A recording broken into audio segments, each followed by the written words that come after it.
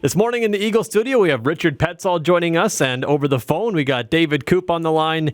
David, how are you? Well, I have to say this is day 70 on my trip, and my 53-year-old body is holding in there quite well. I had questions about on day 30 on whether I'd make it this far, but I have a lot of people praying for me, so it's gotten me to this point.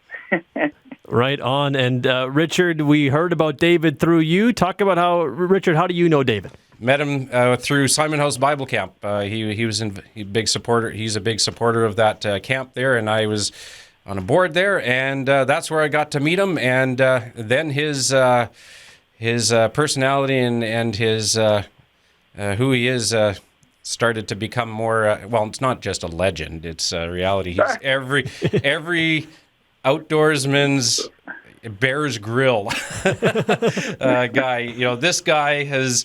I've seen the videos of him kayaking over Wekusko Falls and running his jet boat up rapids. This is the guy if you want in the bush with, or he's a mining exploration guy. So he's a bush guy. Or you could say I'm a professional camper, maybe. That's There we go. I like that. And so, Richard, what about David's trip has been so interesting to you? Because it seems like you're following it step by step, day by day. I got a trip I'd like to do someday, and he just revived that hope to do that someday. So, we're following him, supporting Dave. He's done a lot of good work, not only in his sector, but also for the kids up north. And so that's near and dear to my heart too. So I just want to make sure he gets all the exposure he can to his cause and what he's doing. So people can follow along and help out if they can. And David, talk about the trip for those that aren't aware of what you're doing. What is this idea? Well, I guess I've always been an outdoorsman. I grew up. My brother was he was my champion. He was 8 years older than me, and he was the hunter, trapper, canoeer of the family. And he worked for Churchill River Canoe Outfitters in the early days, and they used to have a part of the program called Wilderness Trails, where they used to.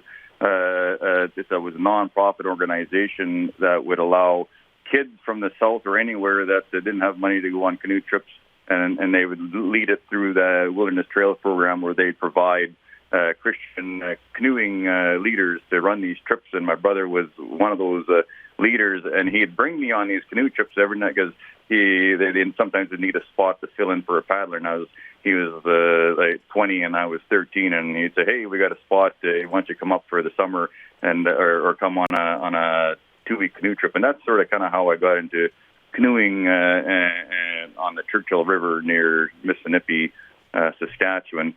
And he worked for that organization for 8 years, and it's run through Churchill River Canoe Outfitters. So anyhow, that's how I got into canoeing, and I've always been a big part of Simon House Bible Camp, and I grew up going to Bible camp as a kid, and it had a huge impact on my life. And I see a lot of kids and broken families that benefit hugely from these camps and organizations that have anything to do with children's ministry, is I've always had a heart for.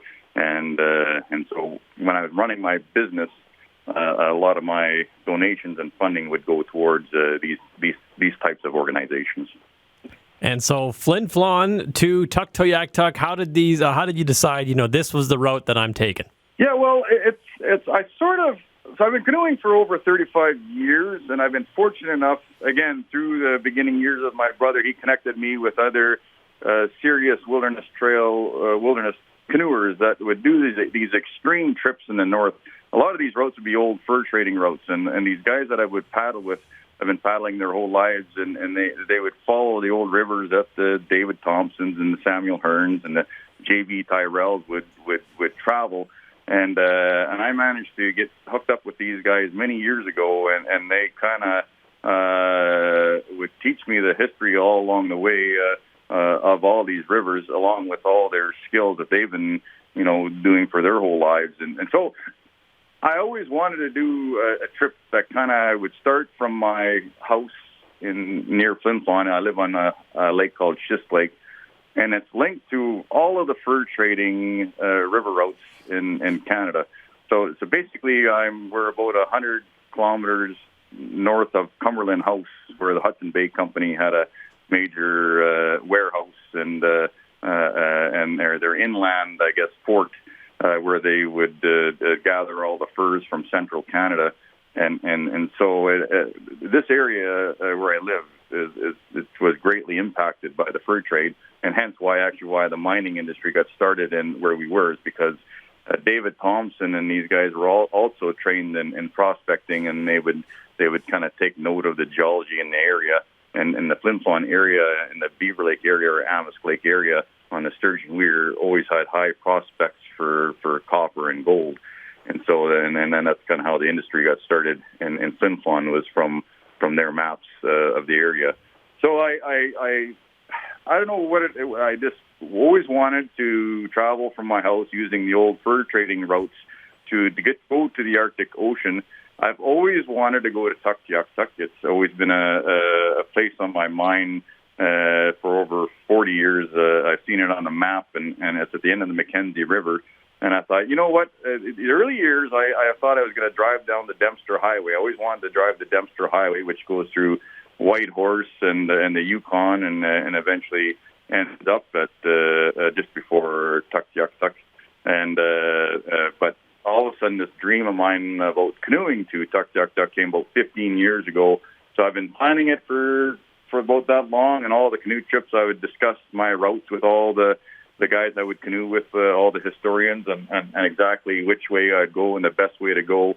And even before I got married 16 years ago, and even when I first got married, I let my wife know that this is my dream trip I plan to do one day, and she fully supported it. And so I had her blessing even before we got married. I made sure I got my dream trip planned in there.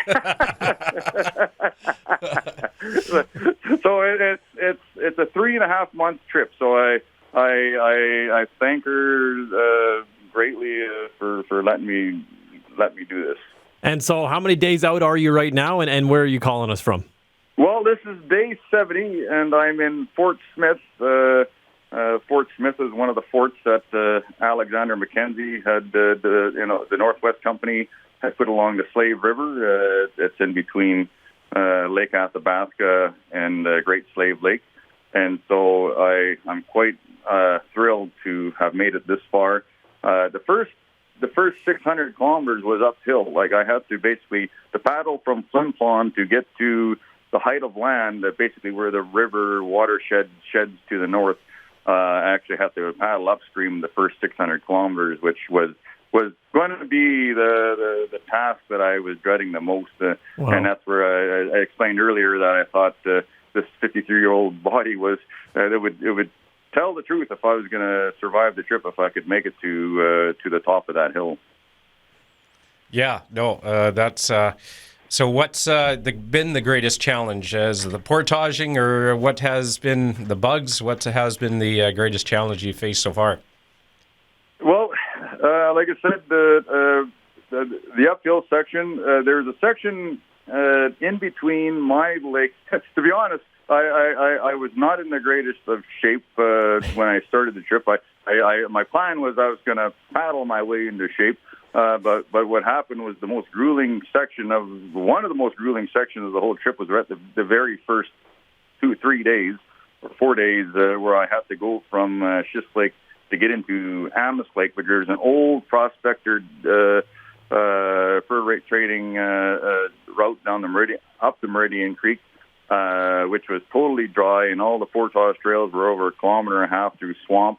And I had to drag all my stuff for the first 3 days through swamp and down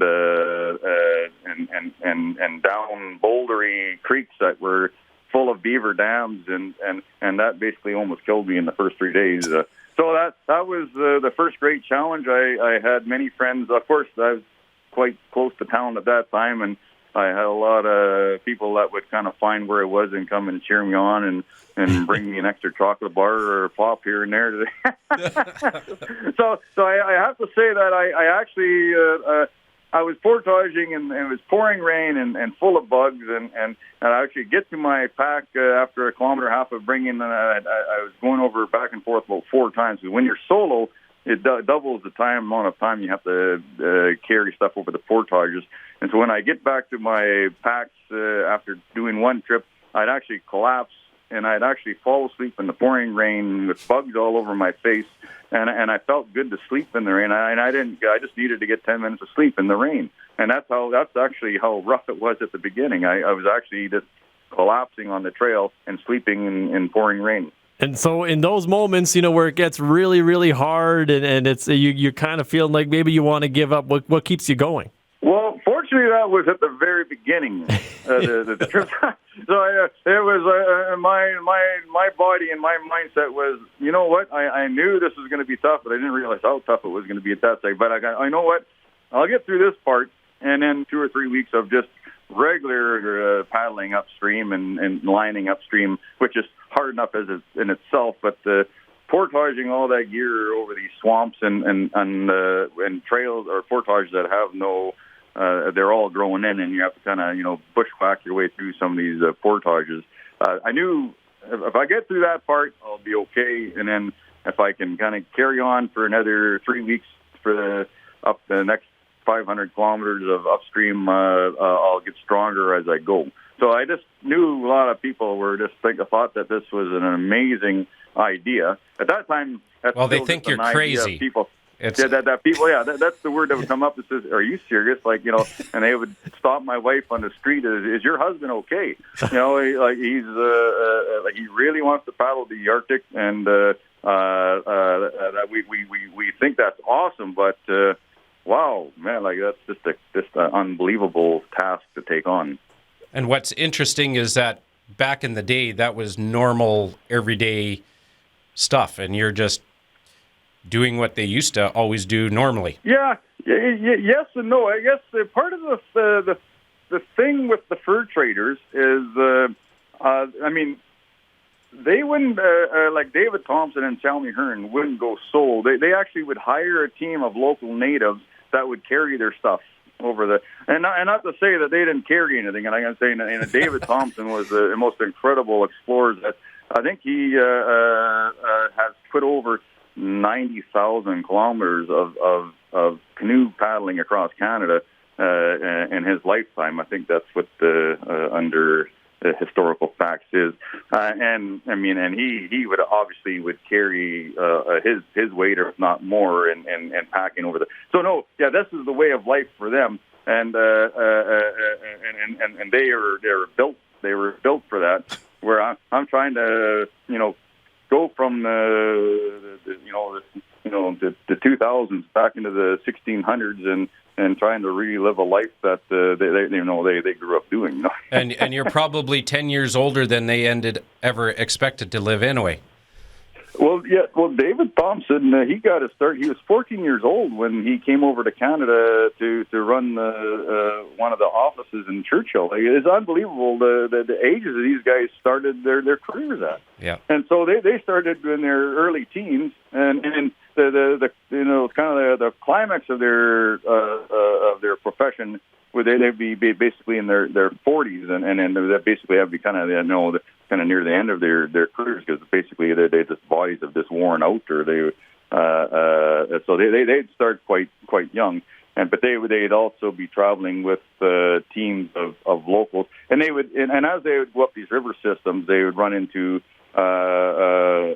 other natives that would know the area, and then they would hire a whole group of other natives that would get them through all these different river systems, and because that's their main route for trapping and fishing and everything else. So all these trails and everything were completely cut open and trampled down in the early years, and they would help them over these portages. So in saying that, it still was a extremely tough lifestyle. I'm not discounting what they did. I guess for myself, I'm kind of going.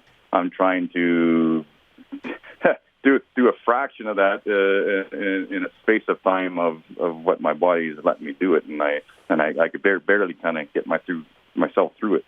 And so now, calling us from Fort Smith, what kind? You talked about paddling yourself into shape. What kind of shape are you in? Well, I commented on my blog the other day is it took me to about day 60 where I could paddle all day and actually at the end of the day feel like it was just like kind of like taking a walk uptown, where your arms and your back and your whole core is so used to paddling that I actually, the last week I have not been able to, I didn't have to take any kind of painkillers like ibuprofen or Tylenol, which was part of my diet plan at the first 60 days. I believe the first 20 days was double the dose, where you get canoe, like when you paddle all day and just like anything, you haven't done anything, you don't do it every day. Your body is not used to it, and it just is this completely, broken down at the end of the day. Yeah, you should mention about your shirt, and and you had the map on your shirt, and now you're wondering if the distance got shorter now. No, that's right. So yeah, I got a T-shirt I had made up, and it's funny. I wasn't planning on making this T-shirt. I had a photo of a picture of the general map of my trip, and I was in a store in the mall in Saskatoon where they do print up T-shirts, whatever you want on it. And I said, hey, can you put this photo on a T-shirt? And I just like to kind of, when people talk about my trip, they want to see, well, where is this and where are you going? And where I could just wear the map and say, here. And it turned out to be awesome. And I have to say, at the beginning of the trip, the map was a little, it was kind of like the globe. It was a little rounded. and so as it's just like the globe, when you go over a round hill, it takes a little longer to get over. It's the distance that increases as you go over. So I figured as the trip was going on, the shirt was getting a little flatter, and I was just joking online saying, well, maybe my trip is getting shorter because my shirt's getting flattered. You're a flat earther now. I love it. That's right. I get to the end, I might fall off. And so, Dave, if people want to keep up with the trip or help you out with your cause, where can they go to see all these photos and read these blog posts? Well, I got a Facebook page. It's Dave Koop Adventure. So Koop with a K. And I also got a website. And before I started my trip, I was actually contacted by CEF, Child Evangelism Fellowship of Canada, and they do Christian day camps all across Canada and all across the world. And I remember going to these Christian day camps. Basically, through the summer, they would kind of set up in a ballpark, and they would do Christian programs, and they would do arts and crafts, and then have kind of like story times, and so a wonderful organization that they reach out to children in neighborhoods all over Canada and the world, and they're raising money for a new director they're putting in. I think in New Brunswick, where they're opening up a new office there. And so she says, "Hey, Dave, can we use your canoe trip to kind of sponsor a fundraising event where they can kind of put money towards every kilometer you paddle?" And so on my website, there's a link to CEF Canada, Child Evangelism Fellowship, where they can click on that link and they can donate anywhere from $3 to whatever amount they want to donate towards every kilometer I paddle for this cause. And so I thought, you know what, that's what I now it kind of gives my trip a little bit more of a purpose. I really, I have to be honest, I really don't know what the true purpose of this trip was or even still is. It was a passion or my dream of mine. But since I started and people following, I'm getting all kinds of encouraging messages on Facebook about people that kind of feel like, I'm over the hill and like myself, maybe Richard too. Yeah, you could still do something, And I got a lot of people like Richard that say, you know what, I do want to do a trip, but I don't know if I can. And I was in the same boat. You know what? I don't know. Maybe I'm kind of past that point of being able to do something like this, and my body has just gotten stronger. And I've gotten, and you know what? I have no pain. My muscles, everything is all toning right up. So I'm probably in the best shape I've been in 40 years. Well, I guess I would have been 10 years old back then. But no. Yeah. But anyways, it feels very good that I'm encouraging a lot of people through this trip, and at the time I thought it was just a selfish trip that I'm just doing for myself and wanted to do, but it's turning out to be a fundraiser, encouraging an incredible number of people for just all the different challenges you get in life. Yeah. Any final question from you, Richard? No, just keep paddling, man. You got lots of people following you. You got a following that's getting larger as you go. So, just keep at her. And, Yeah, appreciate that, Richard. Oh, no, thank you. Well, Dave, it's been a pleasure talking to you this morning, and we look forward to hearing more stories on your blog and on Facebook. Thank you so much. You're welcome. No, thanks for letting me chat with you. Hey, I'm Ronnie Gunther. Hopefully you enjoyed that video. If you have something going on in the community and you want to share it on the morning show, we'd love to have you. Send us an email at news@pembinavalleyonline.com. If you like the video, give it a like and share it with your friends. We'll see you next time.